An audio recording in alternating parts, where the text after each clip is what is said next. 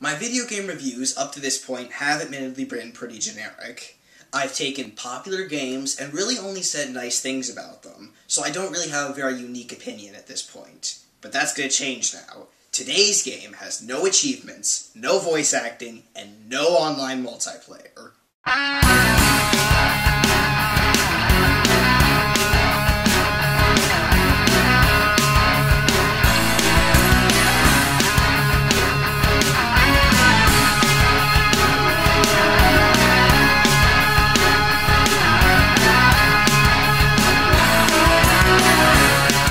VVVVVV, or for the sake of convenience, V, for the remainder of the review, is a platformer based off of NES or Nintendo Entertainment System games. Which begs the question why it was released on the PC and Mac, where you play on a keyboard, as opposed to WiiWare, where you could actually play it like an NES game.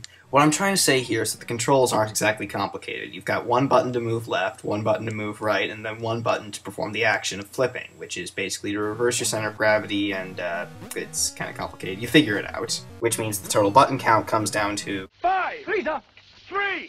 As you can see, the game is extremely challenging, which it makes up for by frequent checkpoints. This is similar to the recently released and extremely popular Super Meat Boy, which is part of the reason why I decided to do this review now. Other factors related to the time of this release include these, this, and these. Unlike Super Meat Boy though, this game doesn't seem to be very popular. I only heard about it looking through some old Destructoid reviews. They gave it a 10 out of 10, by the way. That's in direct competition with Super Mario Galaxy 2. And yes, for the record, I do feel cheated because Super Meat Boy was originally a WiiWare project, and now it's been scrapped for the WiiWare and is now on the Xbox 360 and PC. But I'm not really mad at Nintendo, because, I mean, come on, it's kind of hard to stay mad at Nintendo. And I know the Team Meat did their best to try and get it on there, so I'll just have to wait for the Mac release.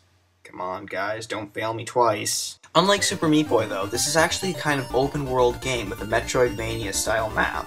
And this is probably the only quote-unquote Metroidvania kind of game that I can actually stand, because they made the map easy to understand and it's not that big. Within the map, there are 6 of your missing comrades to find, as well as 20 collectible trinkets that are basically just side missions and usually the hardest stuff to get. Don't think they're just there for the sake of making the game longer, though. They unlock extra music, which is one of the game's greatest strengths. Now, the music is made in a chiptune style, which basically means they made it sound like an NES game, then jazzed it up a bit to be more interesting. Now, I am definitely not a person to judge music, so I'm just gonna let you guys listen, and if you like it, good, because there's plenty more where this came from, and if you don't, then you're probably gonna want to play this game. Actually, if you don't like this, you're probably not gonna like this game.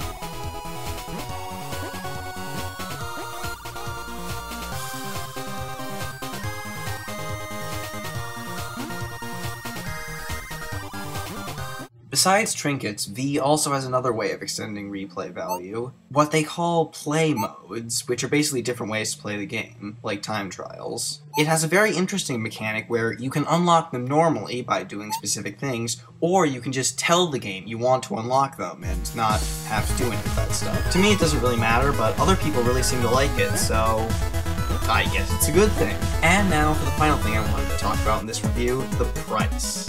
The game is $5! No, I'm serious. The game really only is $5. It's on the screen right now.